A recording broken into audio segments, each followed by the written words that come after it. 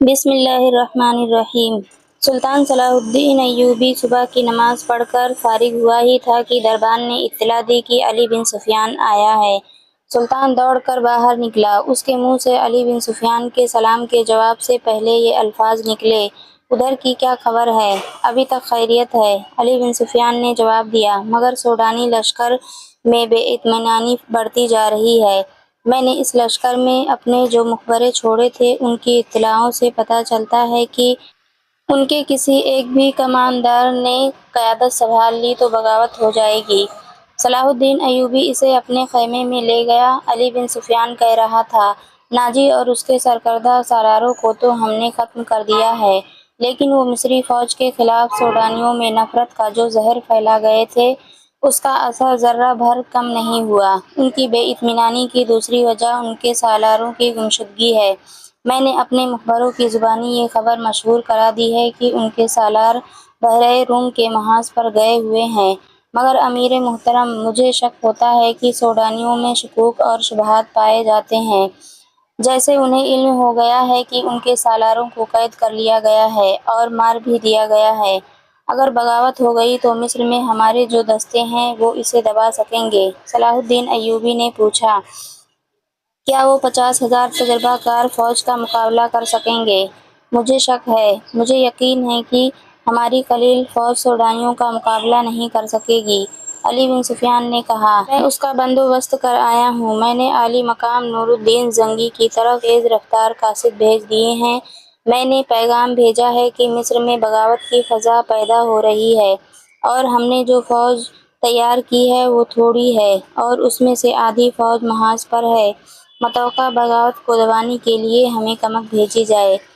मुझे उधर से कमक की उम्मीद कम है। सुल्तान अय्यूबी ने कहा, परसों एक कासिद ये खबर लाया था कि जंगी ने फ़रेंकों पर हमला कर दिया था। ये हमला उन्होंने हमारी मदद के लिए किया था। फ़रेंकों के उमरा और फ़ौजी कायदीन बहरे रूम में सलेबियों के इत्तेहादी बेड़े में थे और फ़रेंकों की कुछ फ़ौज मिस्र में दाखिल होकर अक़ब से हमला करने और हमारे सोडानी लश्कर की पुश्त पनाही के लिए मिस्र की सरहद पर आ गई थी। मोहतरम जंगी ने उनके मुल्क पर हमला करके उनके सारे मंसूबे को एक ही वार में बर्बाद कर दिया है और शाह फ़रेंक के बहुत से इलाके पर कब्ज़ा कर लिया है। उन्होंने सलेबियों से कुछ रकम भी वसूल की है। सलाहुद्दीन अय्यूबी ख़ैमे के अंदर टहलने लगा। जज्बाती लहजे में बोला, सुल्तान जंगी के कासिद की ज़ुबानी वहाँ के कुछ ऐसे हालात मालूम हुए हैं जिन्होंने मुझे परेशान कर रखा है। क्या अब सलेबी उधर यलगार करेंगे? अली बिन सुफियान ने पूछा। मुझे सलेबियों की यलगार की ज़र्रा भर परवाह नहीं। सुल्तान अय्यूबी ने जवाब दिया, परेशानी ये है कि कुफ़ार की यलगार को रोकने वाले शराब के मटकों में डूब गए हैं। इस्लाम के किले के पासबान हरम में कैद हो गए हैं। औरत की जुल्फ़ों ने उन्हें पाबजंजीर कर दिया है। अली, चचा असदुद्दीन शेर को इस्लाम की तारीख़ कभी फरामोश नहीं कर सकेगी। काश वो आज जिंदा होते। मैदान जंग में मुझे वही लाए थे। हमने बड़े ही मुश्किल वक्त देखे हैं अली। मैंने चचा शेर को की फ़ौज के हज़ारों दस्ते की कमान की है। मैं उनके साथ सलेबियों के मुहासरे में 3 महीने रहा हूँ। मुझे शेर को हमेशा सबक दिया करते थे कि घबराहट और खौफ से बचना, ताईद एज़दी और रज़ाए इलाही का कायल रहना और इस्लाम का अलम बुलंद रखना। मैं शेर को की कमान में मिस्रियों और सलेबियों की मुश्तरक फ़ौज के ख़िलाफ़ भी लड़ा हूँ।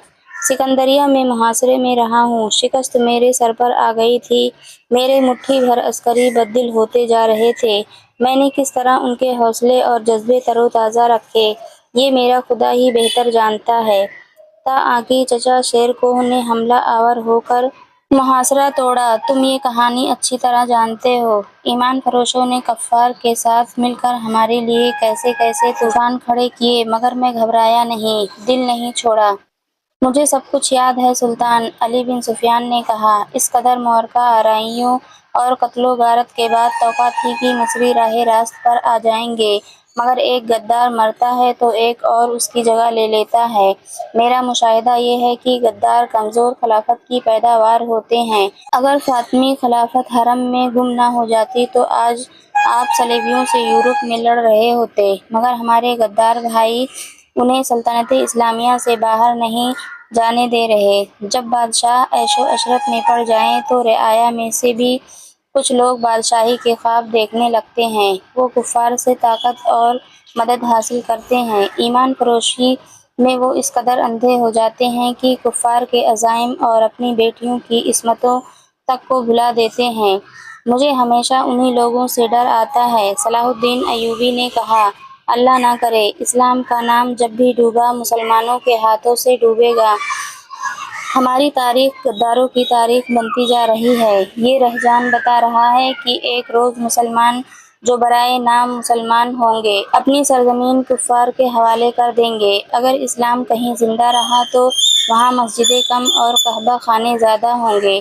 ہماری بیٹیاں صلیبیوں کی طرح بال کھلے چھوڑ کر بے حیا ہو جائیں گی۔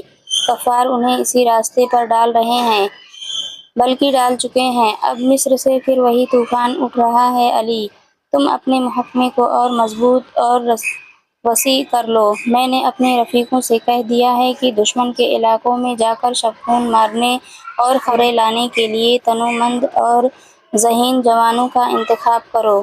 صلیبی اس محاذ کو مضبوط اور پر اثر بنا رہے ہیں۔ تم فوری طور پر جاسوسی جنگ کی تیاری کرو۔ فوری طور پر کرنے والا کام یہ ہے کہ سمندر سے کئی ایک صلیبی بچ کر نکلے ہیں۔ ان میں زیادہ تر زخمی ہیں اور جو زخمی نہیں وہ کئی دن سمندر میں ڈوبنے اور تیرنے کی وجہ سے زخمیوں سے بدتر ہیں۔ ان سب کا علاج و معالجہ ہو رہا ہے۔ میں نے سب کو دیکھا ہے، تم بھی انہیں دیکھ لو اور اپنی ضرورت کے مطابق ان سے معلومات حاصل کرو۔ سلطان ایوبی نے دربان کو بلا کر ناشتے کے لیے کہا اور علی بن سفیان سے کہا، کل کچھ زخمی اور اچھی بھلی لڑکیاں میرے سامنے لائی گئی تھیں۔ 6 تو سمندر سے نکلے ہوئے قیدی ہیں۔ ان میں ایک پر مجھے شک ہے کہ وہ سپاہی نہیں، رتبے اور عہدے والا آدمی ہے۔ سب سے پہلے اسے ملو۔ 5 تاجر 7 عیسائی لڑکیوں کو ساتھ لائے ہیں۔ اس نے علی بن سفیان کو لڑکیوں کے متعلق وہی کچھ بتایا جو تاجروں نے بتایا تھا۔ سلطان ایوبی نے کہا، میں نے لڑکیوں کو دراصل حراست میں لیا ہے لیکن انہیں بتایا ہے کہ میں انہیں پناہ میں لے رہا ہوں۔ لڑکیوں کا یہ کہنا کہ وہ غریب گھرانوں کی لڑکیاں ہیں اور پھر ان کا یہ بیان کہ انہیں ایک جلتے ہوئے جہاز میں سے کشتی میں بٹھا کر سمندر میں اتارا گیا اور کشتی انہیں ساحل پر لے آئی، مجھے شکوک میں ڈال رہا ہے۔ میں نے انہیں الگ خیمے میں رکھا ہے اور سنتری کھڑا کر دیا ہے۔ تم ناشتے کے فوراً بعد اس قیدی اور ان لڑکیوں کو دیکھو۔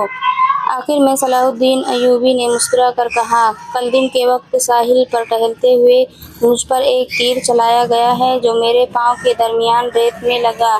اس نے تیر علی بن سفیان کو دے کر کہا، علاقہ چٹانی تھا، محافظ تلاش اور تعاقب کے لیے بہت دوڑے مگر انہیں کوئی تیر انداز نظر نہیں آیا۔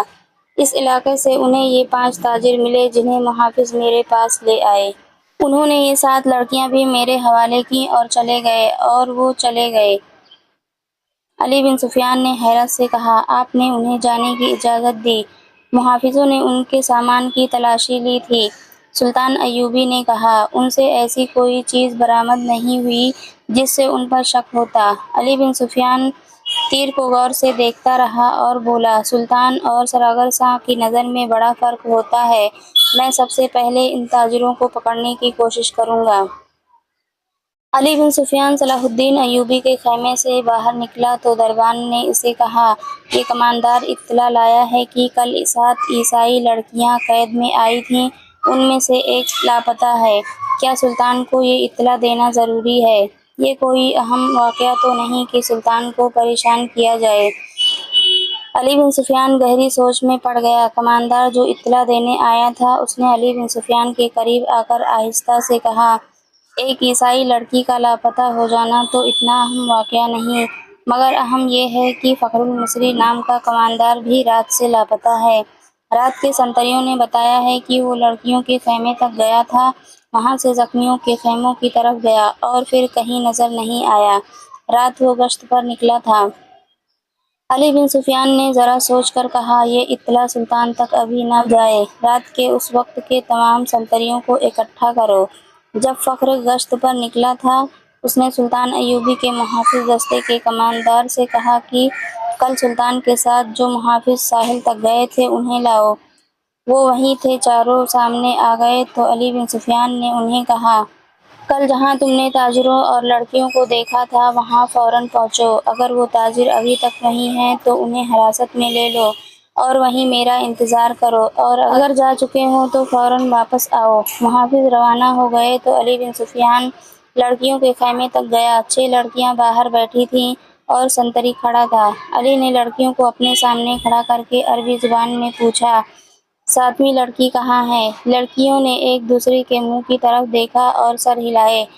علی بن سفیان نے کہا، تم سب ہماری زبان سمجھتی ہو؟ لڑکیاں اسے حیران سا ہو کے دیکھتی رہیں۔ علی ان کے چہروں اور ڈیل ڈول سے شک میں پڑ گیا تھا۔ وہ لڑکیوں کے پیچھے جا کھڑا ہوا اور عربی زبان میں کہا، ان لڑکیوں کے کپڑے اتار کر ننگا کر دو اور 12 وحشی قسم کے سپاہی بلا لاؤ۔ تمام لڑکیاں بدک کر پیچھے کو مڑیں۔ 2-3 نے بیک وقت بولنا شروع کر دیا۔ وہ عربی زبان بول رہی تھیں، لڑکیوں کے ساتھ تم ایسا سلوک نہیں کر سکتے۔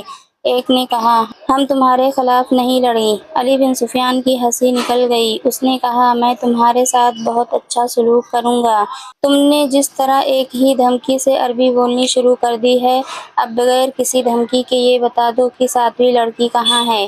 سب نے لا علمی کا اظہار کیا۔ علی نے کہا، میں اس سوال کا جواب لے کر رہوں گا۔ تم نے سلطان پر ظاہر کیا ہے کہ تم ہماری زبان نہیں جانتی۔ اب تم ہماری زبان ہماری طرح بول رہی ہو، کیا میں تمہیں چھوڑ دوں گا؟ اس نے سنتری سے کہا، انہیں خیمے کے اندر بٹھا دو۔ رات کے سنتری آ گئے تھے۔ فخر المصری کے گشت کے وقت سنتریوں سے علی بن سفیان نے پوچھ گچھ کی۔ آخر لڑکیوں کے خیمے والے سنتری نے بتایا کہ فخر رات اسے یہاں کھڑا کر کے زخمیوں کے خیموں کی طرف گیا تھا۔ تھوڑی دیر بعد اسے اس کی آواز سنائی دی، کون ہو تم؟ نیچے آؤ۔ سنتری نے ادھر ادھر دیکھا تو اندھیرے میں اسے کچھ بھی نظر نہ آیا۔ سامنے مٹی کے ٹیلے پر اسے ایک آدمی کا سایہ سا نظر آیا اور وہ سایہ وہیں غائب ہو گیا۔ علی بن سفیان فوراً وہاں گیا۔ یہ ٹیلہ ساحل کے قریب تھا۔ اس کی مٹی ریتلی تھی۔ ایک جگہ سے صاف پتہ چل رہا تھا کہ وہاں کوئی اوپر گیا ہے۔ وہاں زمین پر 2 قسم کے پاؤں کے نشان تھے۔ ایک نشان تو مرد کا تھا جس نے فوجیوں والا جوتا پہن رکھا تھا، دوسرا نشان چھوٹے جوتے کا تھا اور زنانہ لگتا تھا۔ زمین کچی اور ریتلی تھی۔ زنانہ نشان جدھر سے آیا تھا علی بن سفیان ادھر کو چل پڑا۔ یہ نشان اسے اس خیمے تک لے گئے جہاں موبی راون سے ملی تھی۔ اس نے خیمے کا پردہ اٹھایا اور اندر چلا گیا۔